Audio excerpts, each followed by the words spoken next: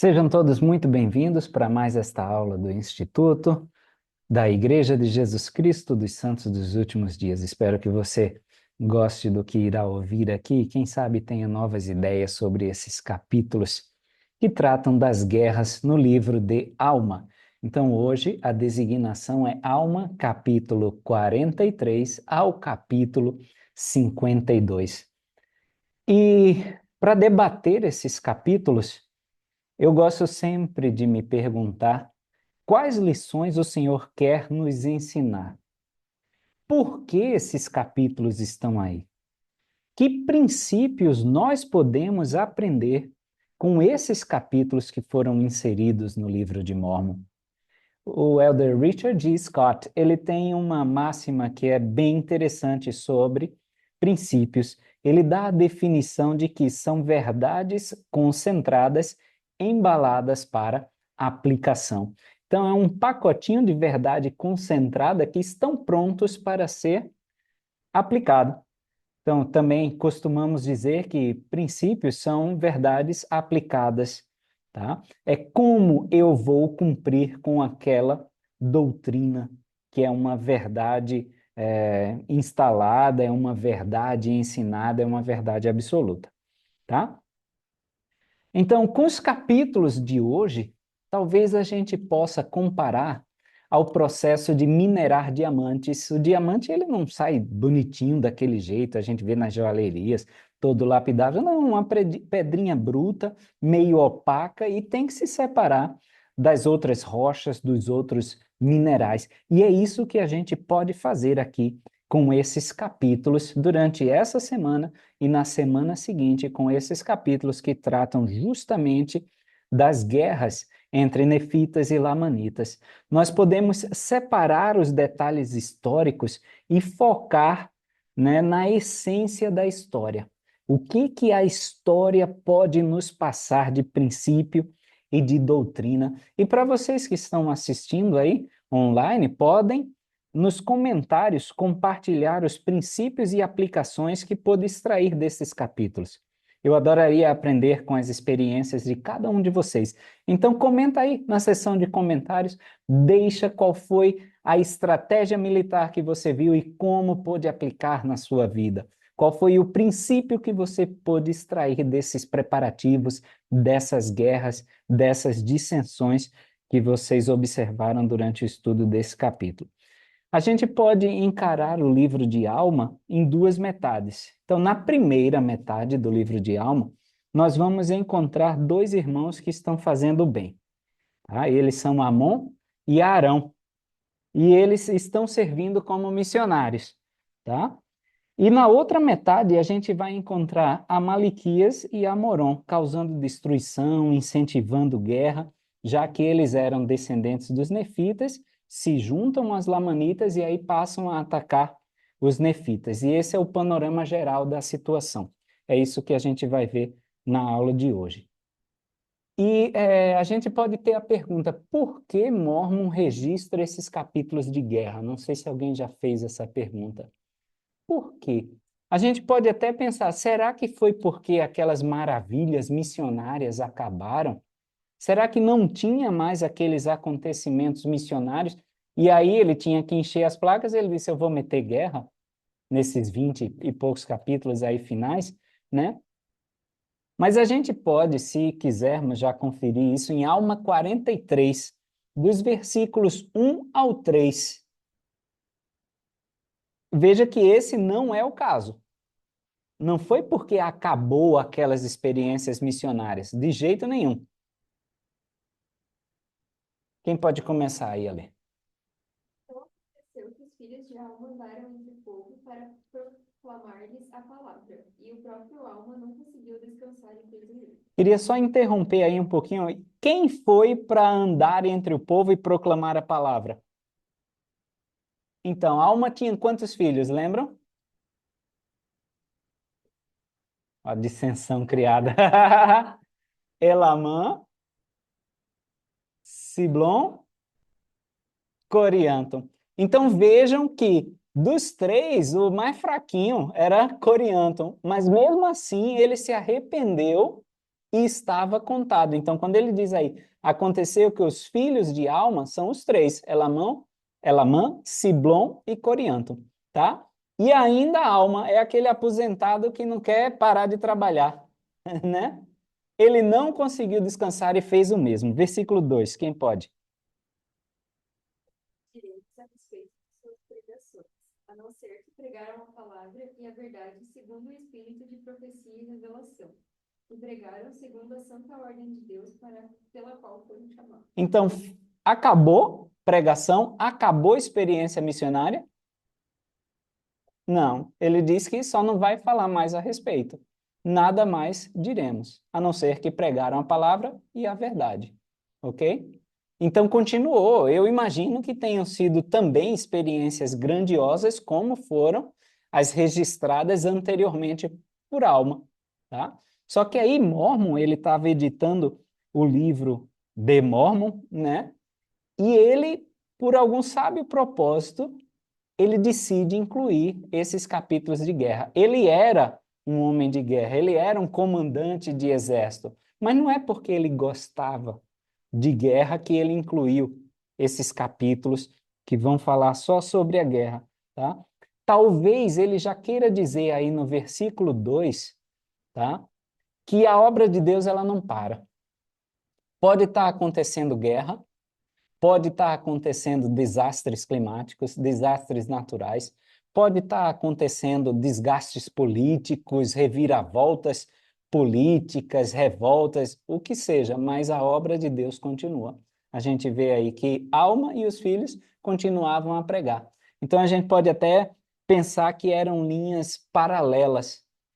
Moroni defendendo o povo, fazendo guerra, né? E Alma e seus filhos pregando o evangelho. Isso tudo estava acontecendo lado a lado, concomitantemente, tá? E aí no versículo 3 ele diz: retorno ao relato das guerras entre os nefitas e lamanitas. Então Mormon ele consegue enxergar a espiritualidade até mesmo nessas guerras. E talvez ele tenha incluído essas guerras justamente para nos fortalecer. Porque hoje em dia a gente vive diversas guerras. A gente está se aproximando das eleições municipais, né?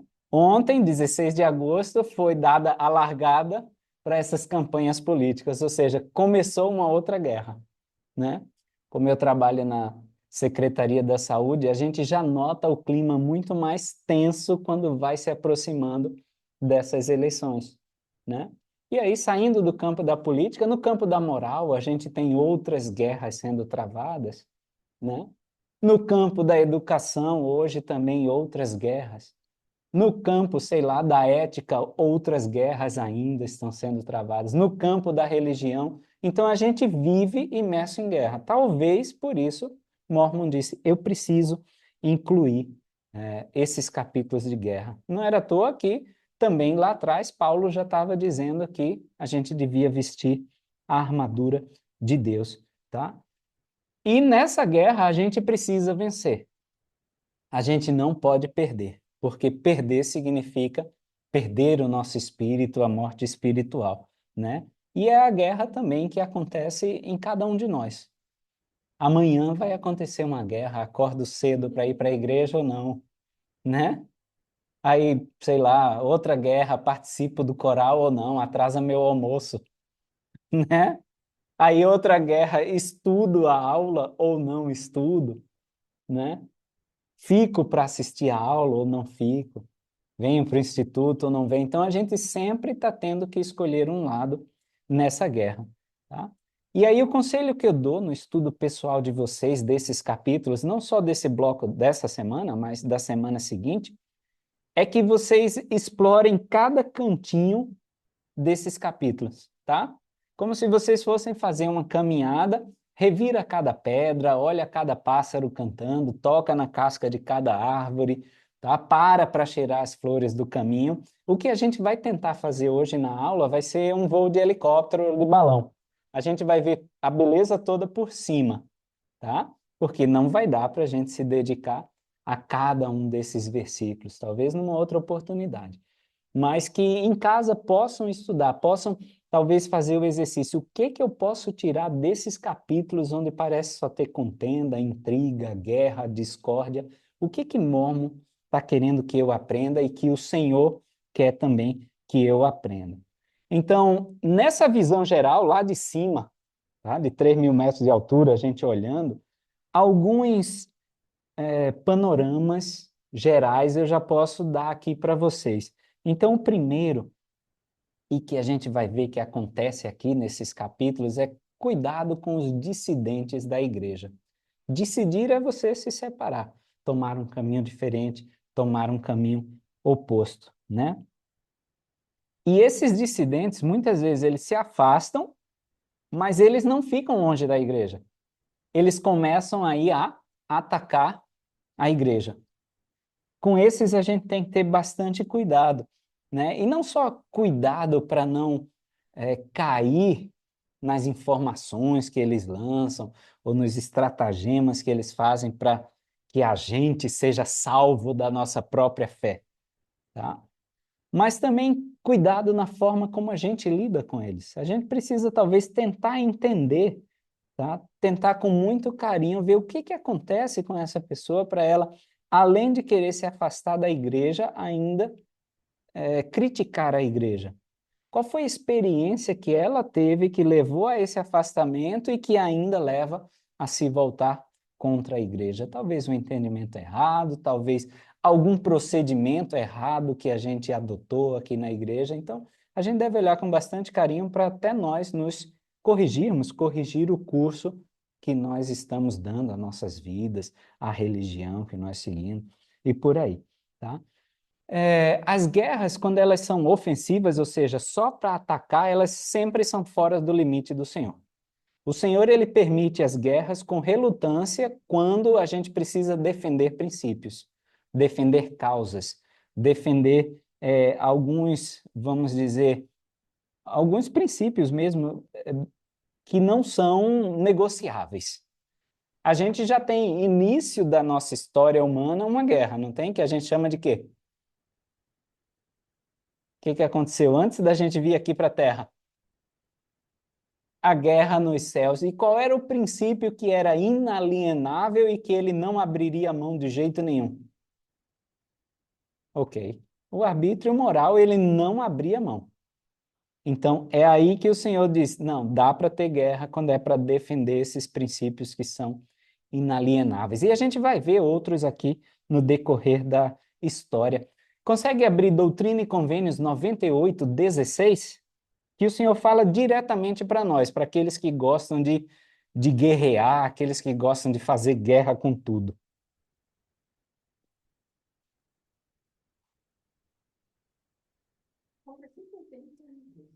98:16. Portanto, renunciai à guerra e proclamai a paz. E procurai diligentemente voltar o coração dos filhos para seus pais e o coração dos pais para os filhos. Então ele já dá a dica aí, ele diz: renunciai à guerra. Acabou, né? E proclamai a paz, tá? É isso que ele diz. A gente não pode, né, ser esses que incitam a guerra. É tanto que um dos últimos discursos do presidente da igreja foi para a gente ser o quê? Pacificadores, né? Ele disse, vocês têm... Quem? E aí, hoje, no cenário atual, os mais populares, vamos chamar assim, anti-mormons, eles são ex-mormons, né? Nunca é aquele que nunca participou da igreja. Geralmente foi aquele que já participou da igreja que são os que mais atacam ou têm mais, vamos chamar assim, coerência nos ataques que eles fazem à igreja, né? A gente tem que realmente tentar entender o que fez com que essa pessoa seja afastada de nosso meio e não só afastada, mas que passe a criticar a igreja. Então, talvez seja mais como uma abordagem de Pedro quando ele estava na Santa Ceia, como a gente chama, e que o Salvador disse que um iria trair. Aí, lembram da pergunta de Pedro? Porventura serei eu? Então, será que porventura nós não fizemos alguma coisa que magoou essa pessoa e ela agora se volta? Talvez seja essa abordagem que a gente tenha que ter, né, nesses casos de ataques à igreja. Então, o capítulo 43 e 44, eles vão ser um aquecimento para os capítulos de guerra. Ainda não estão realmente nos capítulos de guerra. O 45, Mormon vai tentar pintar o cenário inteiro para os capítulos de guerra que vão começar a partir do 46. Então, do 46 em diante, sim, aí vai ser estratégia militar, vai ser guerra, mas agora ele está preparando a gente para o que vem por aí, tá bom? Então, nessas preliminares, a gente vai ver Zeraemna atacando os nefitas. E a gente pode conferir isso em Alma 43, 4. Quem pode ler para nós? Desde que aconteceu que os Zoramitas se tornaram Lamanitas. Por conseguinte, no começo do 18º ano, o povo nefita viu que os Lamanitas avançavam contra eles. Beleza, até aí já deu. Vê que eles estão, parece que, seguindo a contramão da primeira parte dos capítulos de Alma, do livro de Alma, quando os Lamanitas se convertiam em nefitas.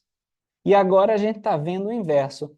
Os nefitas se convertendo em lamanitas. Eles estavam na direção oposta. A gente viu, por exemplo, naquela primeira metade, os lamanitas se tornando antinefileitas, depois passaram a se chamar povo de Amon, para vir a ser completamente nefitas. Então, vê até que foi preceito sobre preceito, linha sobre linha. Foi por partes que eles foram se tornando lamanitas. E aqui a gente vê esse oposto, os oramitas se tornando lamanitas. Os oramitas, tá? Eles vieram por conta de Corior, lá atrás, chamado também de anticristo, quando eles se dissociaram do povo nefita, tá?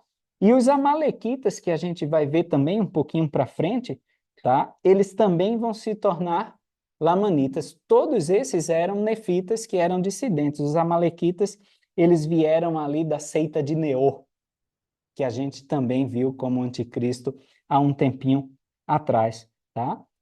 A melhor opção para dizer quem são esses amalequitas talvez sejam aqueles anlicitas de Alma 1 a 3. Ninguém sabe certamente quem eles eram, mas eram dissidentes nefitas. Talvez aqueles anlicitas lá que a gente viu no começo do livro de Alma, tá bom? Versículos 6 e 7. Vamos ler esses. Como os amalequitas eram de natureza mais iníqua e mais propensos ao assassinato que os lamanitas, Zaraína, portanto, nomeou capitães-chefes para os lamanitas, e eles eram todos amalequitas e zoranitas. Então, dos piores, ele pegou os melhores, né? Ou seja, os mais piores.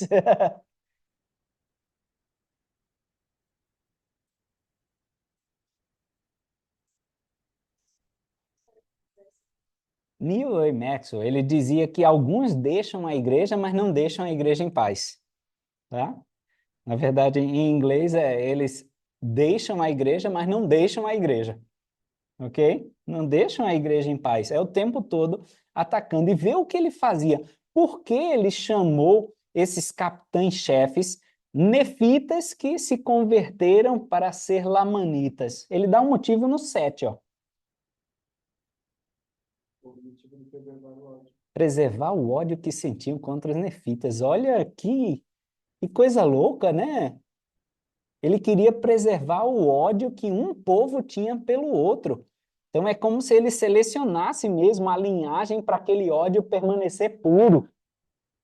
Porque mais cedo ou mais tarde eles iam ver que essas guerras que eles estavam travando eram completamente infrutíferas. Você não continua uma guerra que você não acredita. A história dos Lamanitas, por exemplo. Os Lamanitas que tinham, que tiveram a experiência de se revoltar lá com os nefitas, eles tiveram essa experiência ali, e daí eles passavam a ensinar os filhos sobre isso. Os filhos ainda ficavam meio assim, porque eles não tinham uma experiência. Não tinham tido experiência própria, Então, né? não tinham sentimento no coração em relação àquilo. Também acontece quando a gente cresce na igreja. né? Então tá aprendendo sobre a igreja, os pais levam lá o filho, não, vamos para a igreja. E quando está Uhum. morando na minha casa, você vai Isso. na minha igreja. Aí, tá. Mas daí, às vezes, lá na adolescência, no seminário, outra vez até mesmo na missão, nossa, agora eu tive uma experiência Uhum. e agora estou desenvolvendo o meu testemunho. Então, quando pegaram, por exemplo, formaram esses capitães-chefes, são aqueles que já tiveram lá, né? Então, quando eles já tiveram um amor e se tiveram aquela decepção, né? Por exemplo, os oranitas, né? Que era tudo inativo, Sim. né? Eles passam a ter um ódio, É né? isso. Ele diz aí, né? Era de natureza mais iníqua e mais propenso ao assassinato que os próprios lamanitas. Uhum. E daí até eu tinha conversado com a Gabriela sobre isso, que, assim, existe ali o bem e o mal, e você começa a viver as coisas, por exemplo, no Evangelho, né? Isso acontece hoje, né? Com pessoas que são Sim. nativas na igreja, que às vezes estavam lá, trabalhando na igreja e tal, e tem chamado e tudo mais, e presta testemunho e trabalho. De repente acontece alguma coisa com ela, que é como um pêndulo, e ela estava lá no bem, Uhum. ela cai na mesma proporção para o mal e se afasta. Sim. E daí, quando está no mal ali, eles também vão trabalhar com retenção, né? O inimigo Uhum. também trabalha com retenção. Sim. Boa. E daí vai incitar esse ódio. Tudo aquilo que era amor Vai vira virar ódio. ódio. Concordo. Vocês veem que até os lamanitas, quando estavam matando os antinefileitas, ainda tinha consciência que, pô, cara, isso é errado. Os caras não estão nem pegando em arma. E muitos, e é relatado no livro do Mormon, se converteram mais do que se perdeu de vidas. Nesse caso aqui já não tinha mais essa. Os caras já estavam completamente recrudescidos, endurecidos. Não tinha.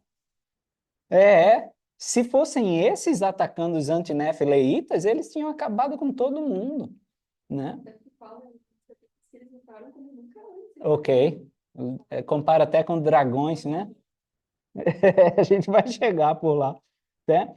É, e aí, o que eu queria chamar também a atenção, a gente vai ver um outro versículozinho aqui, tá? A gente acabou de ler o 7, a gente vai pular só um pouquinho para Alma 46, 7. Alma 46 agora, 7. Acharam aí? E houve muitos na igreja que acreditaram nas palavras lisonjeiras de Amalequias. Por conseguinte, separaram-se até da igreja. E assim, as condições do povo de Nefe eram muito precárias e perigosas. Não obstante sua grande vitória sobre os lamanitas e seu enorme regozijo por terem sido libertados pela mão do Senhor. Uhum. Olha só, isso a gente vai debater essa história daqui a pouco, mas muitos que eram até da igreja estavam acreditando nessas palavras lisonjeiras, nesse ódio que estava sendo infundido diretamente, porque aquela guerra era infrutífera, ele tinha que arrumar um modo de fazer as pessoas continuarem lutando, mesmo quando as causalidades, né, as mortes estavam crescendo, as baixas estavam crescendo, e você aqui já, sei lá, economicamente ferrado, sem família, sem sustento, e tudo isso somando contra, tinha que ter alguma coisa que fizesse, né, o povo continuar lutando, comprando aquela ideia. Então era na base do ódio, literalmente, né? E aí eles se separam da igreja, muitos caem nesse conto e se separam da igreja. E olha no versículo 7 de Alma 46, quando se separaram da igreja, o que aconteceu com a condição deles? Ok, então quando a gente, é o que eu digo sempre, né, nos discursos que faço, ruim com a igreja é pior sem ela. Aí a gente passa de uma condição ruim para muito precária e perigosa, ok? Se a gente tem problema financeiro pagando dízimo, experimente não pagar. Se a gente tem problema de saúde cumprindo com a palavra sabedoria, experimenta não cumprir, né? Então, quando a gente deixa a igreja achando que lá fora vai ter coisa melhor, não, a gente só encontra uma condição muito mais precária e uma condição aí extremamente perigosa. É completamente ilusão, uma ilusão completa que Satanás fabrica para a gente deixar a igreja e cair de vez nas garras dele, tá? A gente ainda vai cruzar com outro versículo, também no capítulo de guerra, mais adiante, Alma 47, 36.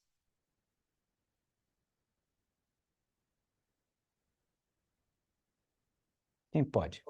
Esses crentes, tendo os mesmos ensinamentos e informações dos levitas, sim, tendo sido instruídos no mesmo conhecimento do Senhor, não obstante, por estranho que pareça, pouco depois de sua dissensão, se tornaram mais duros e impenitentes e mais selvagens, iníquos e ferozes que os amanitas, absorvendo as tradições dos lamanitas, entregando-se à indolência e a toda sorte de lascívia.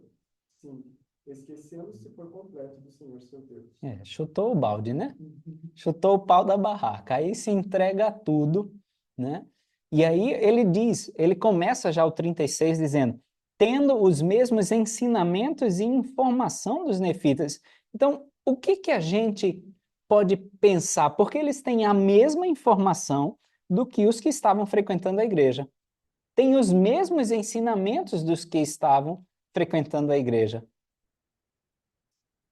No mesmo conhecimento, mas eles tiveram uma percepção diferente desse ensinamento, né?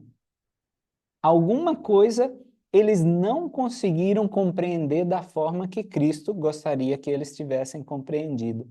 E aí, eles têm as mesmas informações, mas têm uma percepção diferente, eles fazem totalmente o oposto e atacam. Às vezes acontece numa família, não acontece? Caim, Abel. Mesmos ensinamentos e informações, sido instruídos no mesmo conhecimento do Senhor. E aí um decide matar o outro. E quantas famílias a gente vê no Velho Testamento, no Novo Testamento, no livro de Mórmon, o próprio Leí com seus filhos, né? Mesma informação, mesmo ensinamento, instruído no mesmo conhecimento do Senhor. E ainda assim eles tiveram a percepção diferente, tá? E aí eles terminam sendo contrários. É um bom ponto, talvez, para a gente começar a tentar entender, né? Em que momento essa percepção foi torcida? Em que momento essa percepção foi girada ao oposto do que a gente queria passar, tá? Até para a gente poder demonstrar mais amor por eles, né? Bill Gates, anotei uma citação dele que dizia o seguinte: a fonte mais valiosa de informação que você terá é de um consumidor insatisfeito.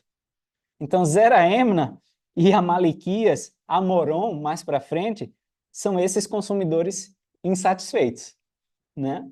Então, se a gente entende o que que levou esses consumidores insatisfeitos a se voltarem contra a empresa, né, produtora, a gente pode talvez melhorar o produto, melhorar a forma que a gente está entregando essa mensagem de Jesus Cristo, tá?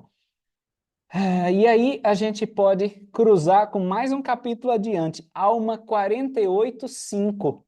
Por que são tão perigosos esses que se afastam da igreja e voltam a atacá-lo? Perigosos para nós, né? Versículo 5, para nós continuamos na igreja. Pode ler? Dentre os oranistas. Isso ele está falando de Amalequias. Então, ó, ele usou a mesma estratégia de Zera Emna. Sendo eles os mais familiarizados com a força dos nefitas e com seus lugares de refúgio, e com os pontos mais vulneráveis de suas cidades. Por essa razão, nomeou os capitães chefes de seus exércitos. Então, aquele que já fez parte da igreja, que já fez parte dos nefitas, sabia a força, os lugares de refúgio, os pontos mais vulneráveis. E não aqueles que já fizeram parte da igreja sabem qual é a força dos santos dos últimos dias, os lugares de refúgios e os pontos mais vulneráveis. Então, ó, eu vou te dizer que o lugar de refúgio, quando vem uma crítica contra nós, ó lá, já vai se refugiar dizendo que é pelo Espírito Santo que ele pode saber a verdade das coisas. Sabe? Já sabe que esse é o ponto de refúgio. Ó, lá vai de novo apelar para o Espírito Santo. Lá vai de novo apelar para o que eles chamam de experiência espiritual. né? Esses são os nossos lugares de refúgio, né? A gente diz isso nas aulas. Quando estiver debatendo, não debata, preste seu testemunho. É um lugar de refúgio nosso, né? E aí, eles tentam reduzir essa espiritualidade à mera psicologia, tá? Então, em vez de experiência espiritual, tá? Eles vão tentar remodelar para uma emoção elevada. Então, não foi nada de espírito, foi só porque você estava na empolgação ali do momento, e aí que você teve e desenvolveu esses sentimentos. O que a gente chama de confirmação espiritual, eles vão chamar na psicologia de viés de confirmação. Você sentiu o que você queria sentir. Você já tinha esse viés, é claro que enxergou aquilo, né? Então, eles tentam desconstruir assim. E a gente viu que por meio das lisonjas, eles estavam afastando até de quem era de dentro ali da igreja. Ah, você vai ser muito mais livre lá fora. Traz tudo de bom que você teve aqui na igreja, mas sem essas amarras cheias de discriminação que vocês têm na igreja, aqui fora. Você continua sendo uma ótima pessoa. Isso não vai machucar ninguém, né? Vem aqui para fora e você ainda pode continuar sendo um ótimo cidadão, um ótimo marido, uma ótima esposa, um ótimo filho, sei lá, um ótimo trabalhador, um ótimo gestor, por aí vai, e não precisa ter só lei de dízimo, pecado, homossexualidade e por aí vai, tá? Então eles tentam fazer isso. Então, muito cuidado com esses dissidentes que são da igreja, conhecem nossos lugares de refúgio, os pontos mais vulneráveis e também as nossas fortalezas, os pontos mais fortes dos santos dos últimos dias, tá? Nesses pontos mais vulneráveis, a internet está cheia, né? E aquela parte da história da tua igreja, né? E aquilo lá que Joseph Smith falou e fez, né? Ok, sempre aí aborda a questão da maçonaria, questão da poligamia, sempre vão tender para esses pontos mais vulneráveis ou esses pontos mais inflamados da história da igreja, né? E aí você, opa, né? Eles são bons nisso, são bons, né? E a gente tem que ter muito cuidado, tá? Essas pessoas aqui já não têm mais consciência que vai fazer voltar atrás, não como os lamanitas dos antinefileitas que voltaram atrás. Aqui já não tem, tá? Vamos voltar lá para o 43, então, versículo 8. E aí vocês podem comparar o 8 e o 9. 43, 8 e 9. Vê como Mormon habilidosamente tenta editar o livro para colocar o claro e o escuro perto. Veja o 8. Esse era o desígnio aí dos zoramitas, dos que se tornaram nefitas dissidentes que se tornaram lamanitas. Olha, Era instigar a ira dos lamanitas contra os levitas. E isso ele fez para conseguir grande poder sobre eles e também para adquirir poder sobre os nefitas, submetendo-os ao cativeiro. então, ó, aqui na psicologia também tem um livro bem interessante, né, que o cara discute justamente a espiritualidade na psicologia e na formação da personalidade. A gente na igreja sempre incentiva o estabelecimento de metas, mas tem metas que quando a gente estabelece essas metas, a gente ainda não se sente completo, porque elas são metas egoístas, vamos dizer, metas só para nós. Vê a meta dele aqui, é conseguir grande poder sobre eles. E qual é a causa? Era a ira. Então ele ia usar a ferramenta da ira para conseguir grande poder sobre eles. Então, ele atingindo a meta, o objetivo dele, ainda assim ele não se sente satisfeito, porque é uma meta, vamos dizer, com uma causa pobre, uma causa não nobre. E vejam agora os nefitas, escuro, e agora ele contrasta com o claro. Ora, o desejo dos levitas era proteger suas terras, suas casas, suas esposas e seus filhos, para poderem defendê-los das mãos de seus inimigos, e também conservar seus direitos e seus privilégios, sim, e também sua liberdade, para poderem adorar a Deus segundo seus desejos. Ele usa a mesma palavra. O desígnio dos lamanitas era instigar a ira contra os nefitas para conseguir grande poder sobre eles e adquirir poder sobre os nefitas. Aí no 9, o desígnio dos nefitas, proteger suas terras, suas casas, suas esposas, seus filhos. Esse tipo de meta traz felicidade, tá? Então, às vezes a minha meta é, eu vou jogar bem simples e claro, é conseguir um carro novo. Tá, você consegue, mas qual é o propósito disso, sabe? Teu carrinho hoje não te leva para onde você vai? Leva para a igreja, leva para o trabalho, leva os meninos na escola, né? Ah, mas tem que ser do ano, é a minha meta. Beleza, mas você atinge e não te traz aquela satisfação. Agora, olha a causa mais nobre. Minha meta é selar minha família no templo, sabe? Quanto impacto essa meta vai ter na vida de todos os que te rodeiam? Filho, neto, bisneto, tataraneto e por aí vai, né? Então, geralmente, essas metas que têm esse impacto profundo e duradouro é que traz satisfação para um ser humano, de deixar um legado, de deixar ser um ponto de reviravolta na história da tua família, na tua própria história, sabe? Não digo, por exemplo, uma meta de eu me modificar para ser mais como Cristo é uma meta egoísta, porque está focando em mim. Não, não nesse tipo, né?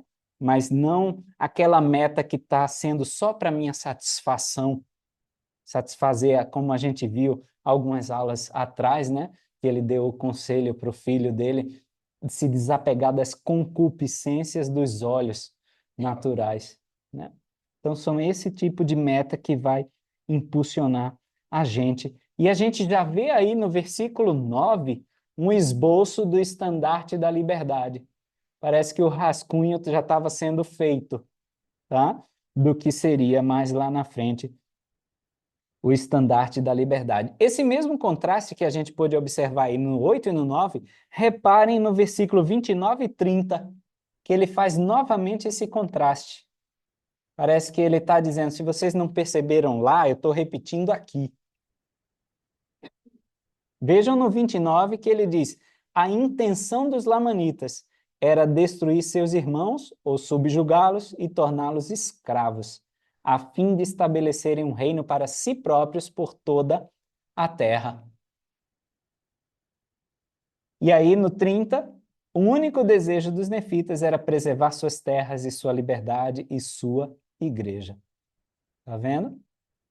E aí é engraçado que no 30, tá? Parece que ele está colocando numa balança. Ele decidiu usar estratagema, ou seja, uma astúcia, uma armadilha, e ele disse: vale a pena eu usar isso? É ainda uma causa justa? Eu estou pesando. Aí ele diz no 30, não considerou pecado, portanto, defendê-los por meio de estratagemas, porque ele estava atingindo um propósito maior, aquela meta boa, que traria o bem-estar para uma geração inteira, tá? Então parece que é isso que Mormon está mostrando, coloca na balança, calcula os custos da guerra que tu vai travar. Não vou mais falar com meu pai até ele morrer. Tem gente que é assim. Calcula os custos dessa guerra. Não é muito mais custoso preservar esse ódio do que tentar acabar com ele? Talvez preservar o ódio você vai levar 30 anos amadurecendo aquele ódio até teu pai morrer, enquanto que em 10 você conseguiria talvez perdoá-lo. Eu citei um exemplo assim, claro, sem nada em mente, mas, né? Uma vez falou sobre essa questão de você ficar guardando mágoa, né? Sim, Contou uma experiência lá de um homem que ele tinha sido acusado por algo que ele não fez e ele ficou muito perplexo com aquilo lá, ele ficou querendo provar para todo mundo que não foi ele, não sei o quê. E daí as pessoas, tipo, já não ligavam mais para isso, mas ele passou muitos anos batendo na mesma tecla e nossa, ele já tinha, na idade avançada, ainda falando que não tinha sido ele e tudo. Então, tipo, realmente, mexeu, mudou, né? toda a maneira de pensar ali. Sim, muito bom, bem lembrado, tá?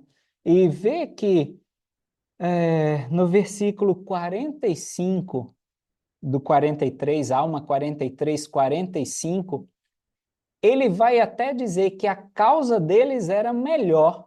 Olha lá, lê para nós o 45. Antes eram movidos por uma causa melhor, porque não estavam lutando pela monarquia nem pelo poder, mas lutavam por seus lares e sua liberdade, suas esposas e seus filhos, e por tudo que possuíam, sim, por seus ritos de adoração e serviço. Então, enquanto os outros estavam lutando só à base do ódio, né? Esses estavam lutando por uma causa melhor. Não era por monarquia, nem pelo poder, mas por seu lar, por sua liberdade, sua esposa, seus filhos, né? E aí vem a pergunta, né? Eu estou lutando por essas causas melhores? Ou eu estou me perdendo com causas não tão boas, que eu acho que são melhores?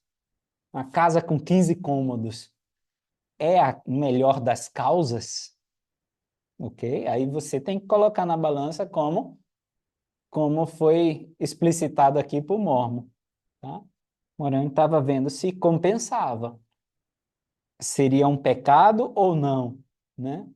Eu consegui essa casa de 15 cômodos, vou parar de pagar o dízimo, vou trabalhar hora extra, vou aceitar um emprego que domingo eu não possa mais pisar na capela, não posso mais assistir, sei lá, instituto e por aí vai, né? Então ele está dizendo, tem que pesar. Você pese.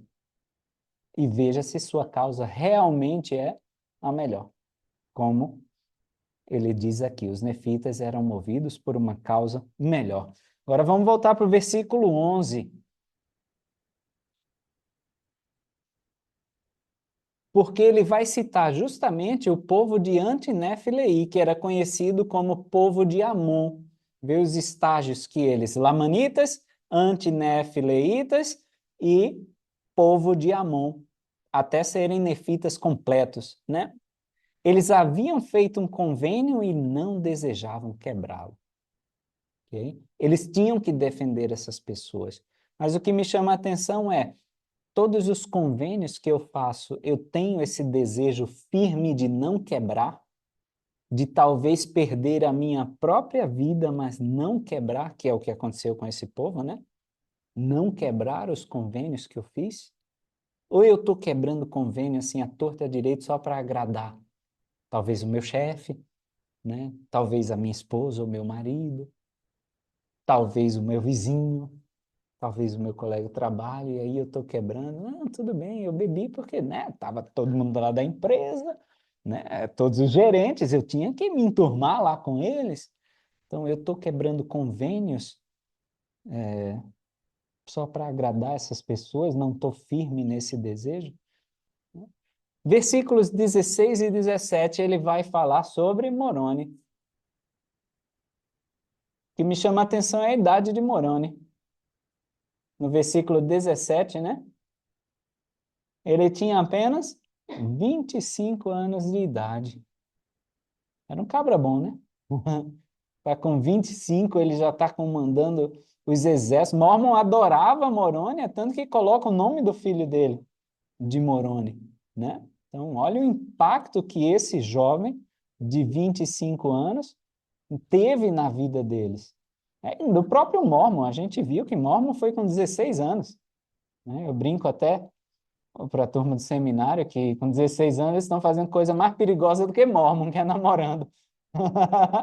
Mormon já estava ali à frente do exército com 16 anos, né? Mas Moroni teve essa, não duvido nada que Mormon, de tanta admiração, foi o que foi com 16 anos, justamente inspirado por essas histórias de Moroni, tá?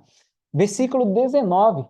Aí os lamanitas, eles viram os preparativos do povo de Nefe. Vamos ver como é que eles se prepararam. Versículo 19.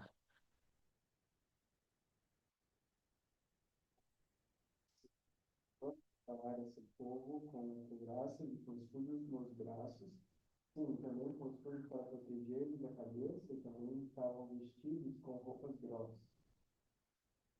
Então, eles se prepararam, parece que a gente está ouvindo o eco de Paulo falando da armadura de Deus em Efésios capítulo 6, né? Então, a gente tem que realmente estar preparado, já diz Doutrina e Convênio, se estiveres preparados, não temereis. A gente teme justamente por não estarmos preparados. E olha que outro exemplo a gente pode aprender, talvez desse panorama geral que a gente está tendo uma visão de helicóptero ou de balão lá de cima, da trilha que vocês vão fazer em casa, revirando as pedras, né? É de seguir o profeta. Porque Moroni perguntava para a alma, ia atrás dos conselhos do profeta para saber como conduzir aquela guerra. Nós, nas conferências gerais, nos pronunciamentos do profeta, sempre temos essas dicas de onde é que o inimigo vai atacar. E a gente precisa fortalecer. É isso que a gente vai encontrar lá no versículo 24. A palavra do Senhor veio à alma, e a alma informa aí para Moroni, tá? Porque eles iriam começar a atacar a parte mais fraca do povo. Então, quais são as partes mais fracas que eu tenho hoje? Né? Ou qual é o mandamento mais importante que eu tenho a cumprir? É aquele que eu não estou cumprindo. Né? Se eu não estou cumprindo o dízimo, é dízimo. Se eu não estou cumprindo a lei da castidade, é lei da castidade. Tá? Então, a gente tem que fortalecer essas nossas partes fracas, senão a gente vai perecer. E o profeta está o tempo todo nos ajudando a fortalecer essas partes fracas. A gente precisa dar ouvido a essa voz profética, senão a gente vai ser pego desprevenido. E olha versículo 37 e 38. Caiu o cacete comeu, né? E olha aqui, ele diz no 37, foi mais terrível entre os lamanitas. E por quê? Sua nudez estava exposta aos violentos golpes. E aí eu comparo com o 38. Quem pode o 38? É quase todo o versículo. As primeiras pessoas, apenas de vez em quando caiu um homem pela espada e por perda de sangue, pois achavam-se protegidos nas partes mais vitais do corpo, ou seja, as partes mais vitais do corpo estavam protegidas dos golpes dos lamanitas por suas culaças e seus escudos e seus capacetes. E assim os nefitas continuaram a espalhar a morte entre os lamanitas. Boa. E quando a gente fala nu, a gente lembra de quem? De cara. Ok. A gente lembra de Adão e Eva que estavam nus. E por eles estarem nus, ele diz aí que os golpes tendiam a ser fatais, porque eles estavam nus. E aí, quando Adão e Eva estão nu, exposto a esses golpes, o que que o Senhor faz por eles? Cobre. E cobre com o quê?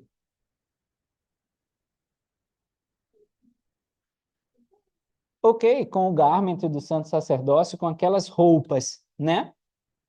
E aí, especificamente no templo, diz que o garment é um símbolo de Jesus Cristo. Você literalmente está vestindo Cristo. E expiação em hebraico é kafar, que significa cobrir. Então, por eles estarem nus, eles estavam sofrendo com os golpes, o que levava muitos lamanitas à morte. Quando a gente decide não aceitar a expiação de Cristo, essa cobertura de Cristo, nós estamos nus e os golpes de Satanás tendem a tirar muito sangue, tirar muita vida nossa, até nos levar para a morte espiritual. Mas os nefitas não, estavam cobertos. Tinham a expiação de Cristo, como a gente pode estar coberto. Claro, eu estou usando uma analogia. Eles estavam realmente cobertos com couraça, capacete. Paulo já ensinou isso. A gente tem que vestir a armadura de Deus, né? Para a gente resistir a esses golpes do maligno. A gente precisa nos revestir de convênios, né? Que a gente faz lá no templo. Aí a gente já viu no 45 que os nefitas eram movidos por uma causa melhor. E ele prova isso, né, nos versículos 46 e 47. Ele reforça isso.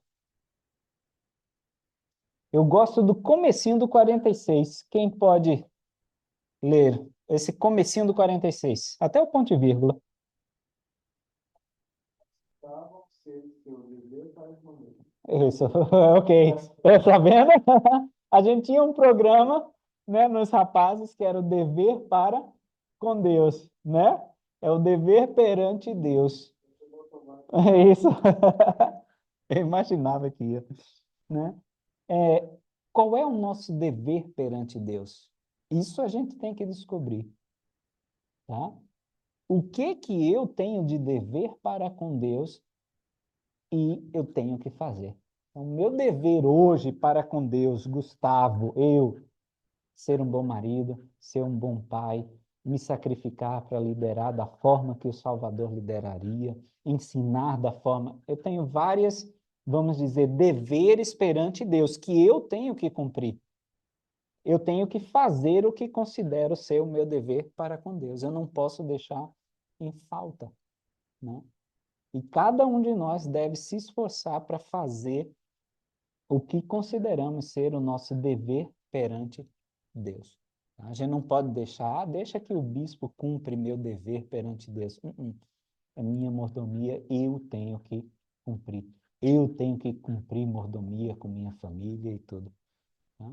Então, essa talvez é mais uma mensagem que Mormon queria deixar aí registrado para a gente extrair desses capítulos que parece ser só cacete, descendo a lenha, né? Mas que a gente pode extrair. Vamos ver agora o 48, porque mesmo eles estando preparados, cobertos, quando eles viram a ferocidade dos lamanitas, né? Eles ainda quiseram, está lá no comecinho do 48, recuar e fugir deles. Então, diante das dificuldades da vida, mesmo a gente passando no templo, cumprindo os mandamentos certinho, dá uma tremida na base, não dá? Em várias coisas que a gente vai fazer, sei lá, um convite de se casar, um convite de ter filhos. Será que você é um bom pai? Será que você é uma boa mãe? Esse mundo do jeito que está hoje, né? O que a gente ouve dos nossos colegas de trabalho e tudo. Não, eu colocar um filho nesse mundo, olha como as coisas estão perdidas, né? Eu sempre brinco e digo, é por isso que eu tenho que colocar mais filho no mundo. São homens bons, né? Nesse mundo para mudar, né? Coloquei 2, então estou cumprindo o meu dever perante Deus, né? E aí, ele envia mensagens que inspiram o coração. Mais uma vez, ó, tá aí o estandarte da liberdade, a causa mais nobre, a causa melhor. Era isso que fazia os nefitas continuarem em frente, tá? Mesmo quando o custo da guerra estava ficando quase que insuportável, era isso que fazia eles seguirem sempre em frente. Ó, ele diz aí, pensamentos sobre suas terras, sua liberdade, libertação do cativeiro, né? E aí no 49, quando eles foram libertos, olha que interessante. Eu vou deixar vocês lerem e eu aponto, tá? 49 e 50. Eles voltaram a atacar os amonitas e clamaram a uma só voz ao Senhor seu Deus por sua liberdade e sua libertação do cativeiro. Começaram a resistir aos amanitas com vigor. E na mesma hora em que clamaram ao Senhor por sua liberdade, os amanitas começaram a fugir deles e fugiram até as águas do céu. Então, primeiro no 48, a gente já viu que a gente deve achar a nossa causa. Qual é a nossa causa? Tem. Qual é a nossa causa melhor, tá? Que a gente precisa saber para ter esse desejo sempre de defender essa causa. Aí, no 49 e 50, eles clamaram por liberdade. Mas eles ficaram só no clamor da liberdade? O que eles fizeram?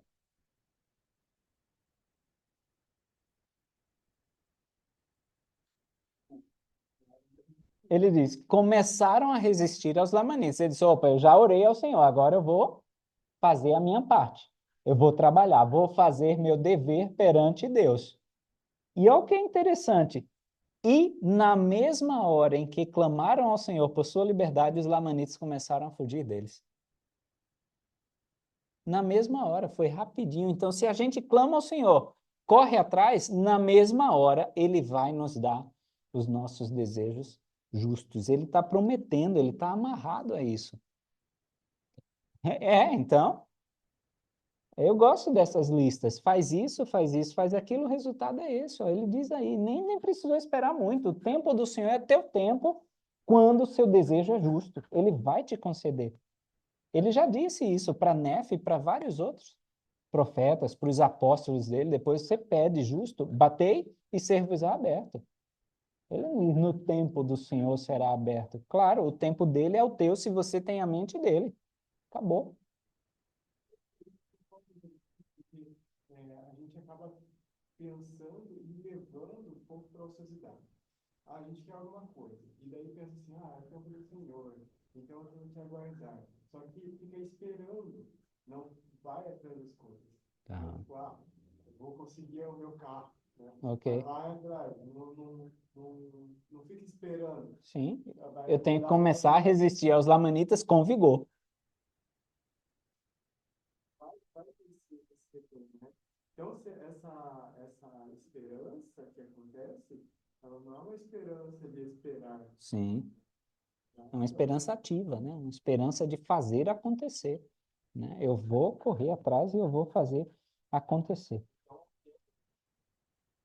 Já deveria ter acontecido. Ok, até já passou, mas você que tá naquela conversa mole, tá? E aí chega no final do 43, Moroni, ele consegue acuar Zeraemna, ele está encurralado, tá bom? É nessa situação que a gente chega no capítulo 44, ok? Porque aí Moroni vai ordenar que esses dissidentes, esses seguidores, tá, de Zeraemna, façam um convênio de paz.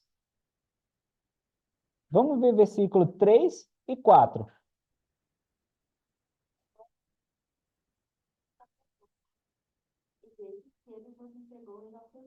Tá ferrado, né? Você tá ferrado, então... Acontece por causa do nosso Deus e nossa fé em Cristo. E agora vejo que não podeis destruir essa nossa fé. E o 4. Ora, vejo que essa é a verdadeira fé em Deus. Sim, vejo que Deus nos manterá e conservará e preservará enquanto formos fiéis a Ele, e a nossa fé e a nossa religião. E nunca permitirá ao Senhor que sejamos destruídos, a não ser que caiamos em transgressão e renunciemos a nossa fé. Uhum. Veja que aí no 5 ele vai dizer, Zeraemna, a gente luta por isso. Você está encurralado porque Deus não vai nos permitir cair sob sua espada porque a gente luta por isso. E ele cita de novo o 5. Acho que ele estava amadurecendo bem a ideia do estandarte da liberdade. Tá? Já tinha passado um esboço, talvez para um ensaio e por aí. Ok?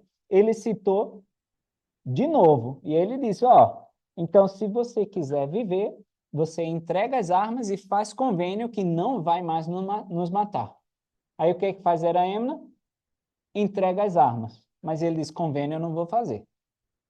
Aí o que faz Moroni? Moroni diz, tá bom, então tosse a arma de volta, a gente vai terminar a batalha. Porque eu vou cumprir o que é dito. Né? E aí quando ele pega a espada novamente, e aí um dos servos já corta o escalpo de Zeraemna, pega, coloca na ponta da espada, balança para todo mundo ver, né? Aí a turma fica quase, não, tô brincando, cara, vamos fazer um convênio aqui, que é isso, né?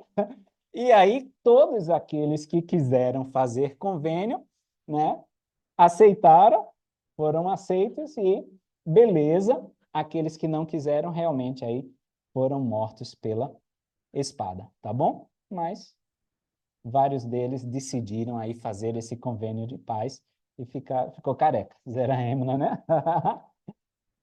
No 45, alma 45, a gente vai ver uma entrevista de pai e filho. Alma entrevistando Elamã. É legal, talvez a própria igreja já tenha incentivado esse tipo de conversa que Alma teve com Elamã. Essas entrevistas de pai e filho. Não estou dizendo que precisa ser formal, você senta de gravata, coloca teu filho do outro lado da mesa. Não, vamos tomar um sorvete e vamos fazer essa entrevista de pai e filho, ou de mãe e filha, pai e filha, né? Ele começa a perguntar várias coisas para Elamã, né? Crê nas palavras que eu te disse, dos registros, tá? Acredito. Crê em Jesus Cristo, que é o que há de vir, creio. Vai guardar os mandamentos, eu vou guardar. Parece até uma entrevista para o templo que ele estava fazendo com seu filho Elamã, né? E aí, quando eu gosto disso, quando Elamã responde, sim, guardarei teus mandamentos com todo o meu coração. Aí a alma já promete, então o Senhor vai te fazer prosperar nessa terra. Eu não entendo porque a gente não entende isso, né? Essa bênção está sempre atrelada a guardar os mandamentos de Deus. E a gente ainda duvida, né? Eu entendo que quando eu pago o dízimo, eu entro sempre no cheque especial, mas o Senhor está me abençoando, né? Só não ter talvez nenhum dos meus filhos com uma doença que eu tenho que gastar um horror. Ok, é fichinha, é pagar o cheque especial, né? Do que pagar a conta de remédio. Isso, então, claro, talvez discernimento no meu trabalho para eu conseguir tomar a melhor decisão, embora preocupado porque estou no cheque especial, né? Mas é isso que o Senhor está dizendo. Eu vou te fazer prosperar nessa terra. Claro que a gente associa sempre prosperar com coisa financeira e não tem nada a ver, né? Prosperidade não é medida por isso. Eu sou próspero, tenho uma esposa que me ama, filhos, né? Tenho uma família no Evangelho, então isso já é prosperidade.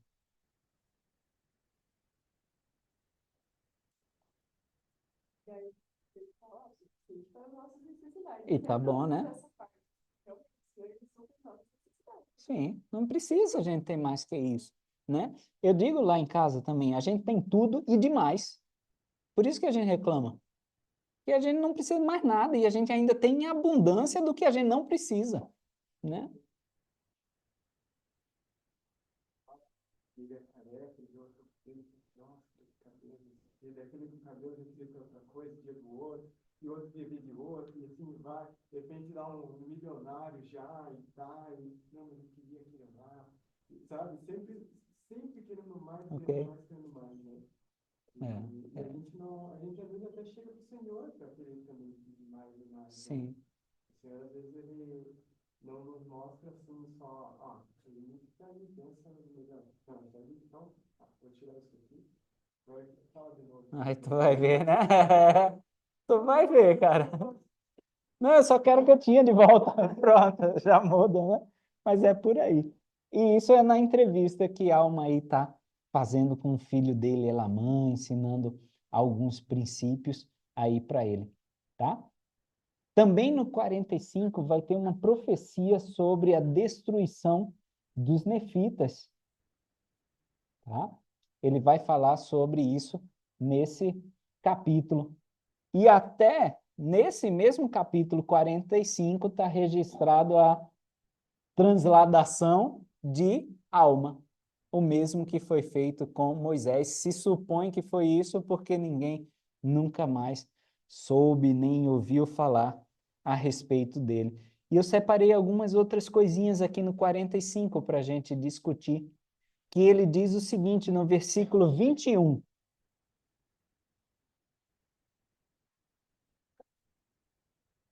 De Alma 45. Alma 45, 21. Contra Amaletas e das muitas pequenas dissensões e distúrbios entre o povo, tornou-se necessário que a palavra de Deus fosse declarada entre eles, sim, e que houvesse uma regulamentação em toda a igreja. Tá vendo? Então, por conta dessas dissensões, distúrbios, dessas guerras, de novo, fez-se necessário que a palavra de Deus fosse declarada. Então, de vez em quando, a gente tem que voltar para os princípios básicos, né? Seja na nossa ala, seja na nossa família. Com o desgaste do dia a dia, né? A gente vai se distanciando, às vezes, não é nem intencional, às vezes é não intencional, a gente vai se distanciando um pouquinho daquele marco. Então, a gente tem que, opa, voltar e trazer tudo para aquele marco, regulamentar toda a igreja, né? Tem uma citaçãozinha no meio, né, da igreja, né? Se tudo vai mal, leia o manual. Se tudo vai bem, leia também, né? Então, de vez em quando a gente tem que estar trazendo as coisas para regulamentação na nossa casa, no nosso trabalho, na nossa vida pessoal, a gente vê, opa, a gente está se desviando um pouquinho, a gente vai crescendo, crescendo, crescendo. Não, mas vamos manter o foco aqui, tá? E no 23, ó, começou de novo uma dissensão no meio deles e não mais deram ouvidos às palavras de Elamã e seus irmãos. Então, quando a gente começa com essa história de picuinha, com essa história, né, aí, bicho, a gente começa a não dar mais ouvidos às palavras do profeta, às palavras do Senhor, às palavras dos nossos líderes, dos nossos pais. E aí é só ladeira abaixo. No 24, vocês veem que ele começa de novo a se encher de orgulho, tá? Se encher de vaidade por conta das riquezas. O Senhor já estava abençoando todo mundo, aí eles esqueceram os convênios feitos, né? Esqueceram o Senhor. Aí começa todo aquele ciclo que a gente já ouviu falar. E aí, esses, já no capítulo 46 agora, que não estavam dando ouvidos às palavras de Elamã, porque já estavam orgulhosos, envaidecidos por causa da riqueza, terminam se unindo. Mas em vez de se unir, tchau e bênção, não. Está lá no versículo 1, uniram-se contra eles.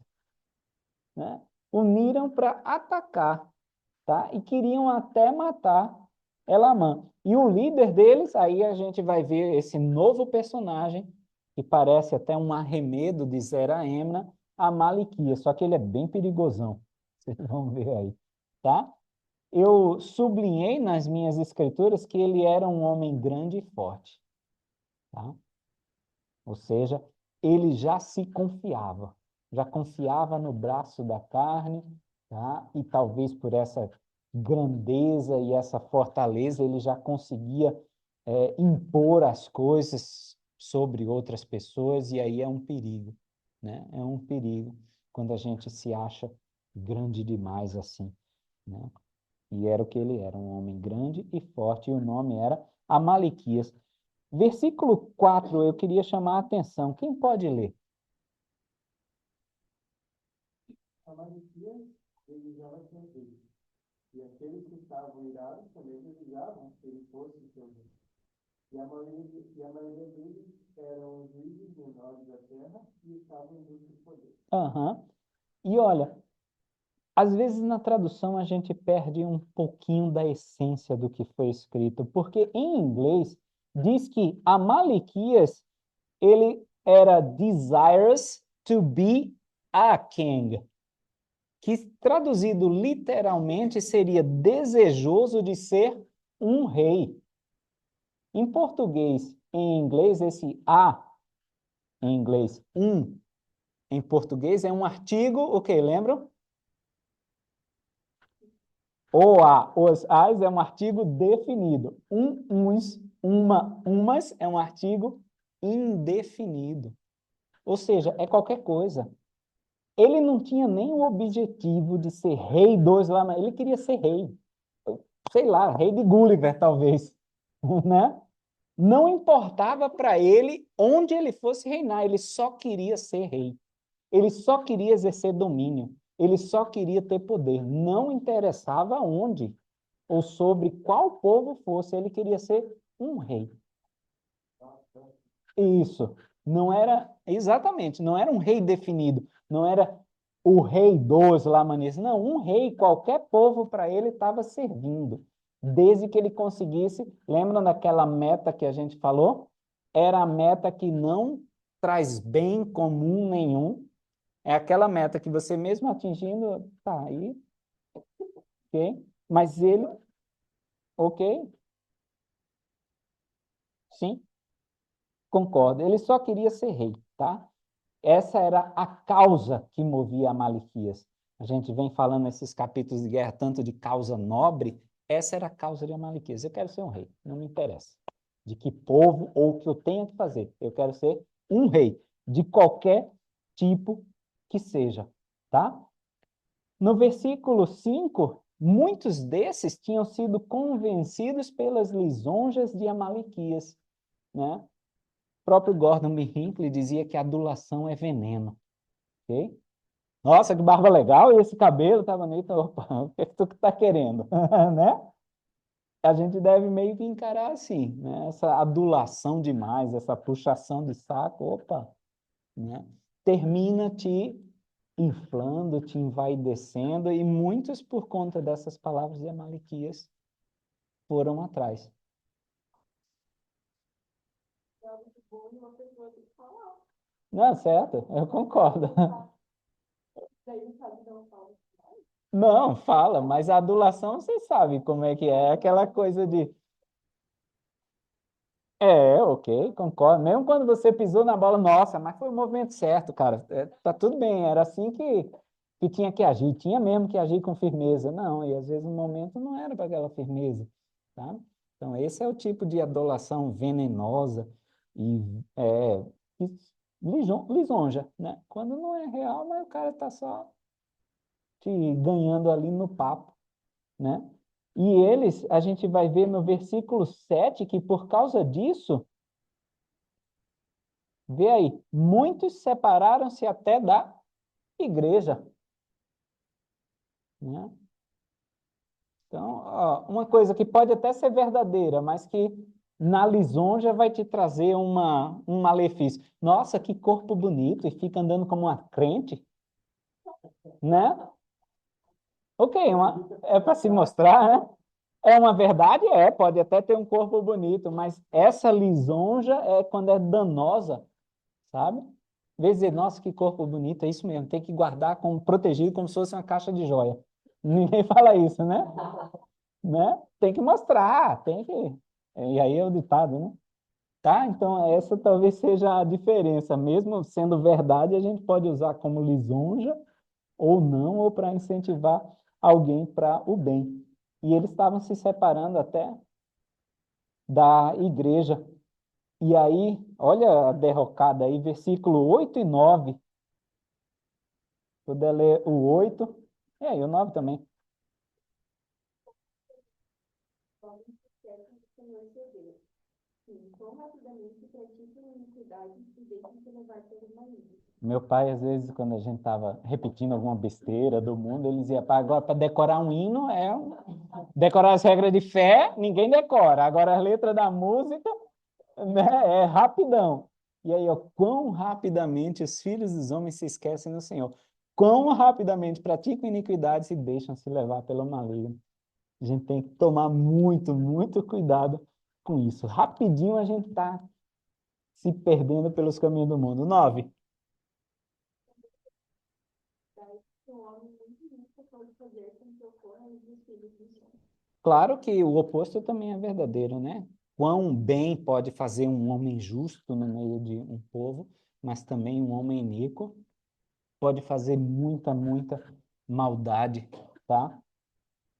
E aí no versículo 10, a gente vê mais da causa desse carinha aí, desse Amalequias. Vamos ver aí, ó. Por ser um homem astuto, um homem de palavras lisonjeiras, incitou o coração de muitos a praticar iniquidades. E olha a causa dele, o que que movia ele? Procurar destruir a igreja de Deus, destruir o alicerce de liberdade que Deus lhes concedera, ou seja, a bênção que Deus enviara à face da terra por amor aos justos. Olha que interessante, né? Eu, quando estava preparando a aula, então li essa passagem milhões de vezes, mas preparando a aula que olha como ele compara a liberdade. É a bênção que Deus enviara à face da terra por amor aos justos. Ou seja, aqueles que ficaram do lado da liberdade são aqueles que vêm a esta terra, né? Aqueles que não apoiaram o plano do maligno de tirar a nossa liberdade são esses que têm a bênção de ser enviada a essa terra por amor aos justos. Isso que me chamou a atenção quando eu estava preparando a aula. É uma bênção nós termos a liberdade. Às vezes a gente já acha que é tão garantida que a gente não está nem aí para ela, mas muitas das nossas liberdades hoje, que a gente acha tão garantidas, foram conquistadas, né? Hoje a gente tem as escrituras. Quantos morreram para ter essas escrituras assim? Né? E outras coisas, sei lá, o direito de voto das mulheres, a independência de um país. Essas liberdades que hoje a gente talvez ache que não tem muito. Tá tranquilo. E aí a gente vai ver no 46, aí, tá? O estandarte da liberdade. Está lá no versículo 12, a história mesmo. Que aí ele vai pegar a túnica, vai rasgar, né? E escreveu no 12: em lembrança de nosso Deus, nossa religião e nossa liberdade e nossa paz, nossas esposas e nossos filhos. Aí ele coloca isso no mastro. Eu queria chamar a atenção de que você rasgar a roupa, a gente só foca no estandarte da liberdade na roupa de Moroni sendo rasgada. Mas vocês vão ver aqui que, ó, ah,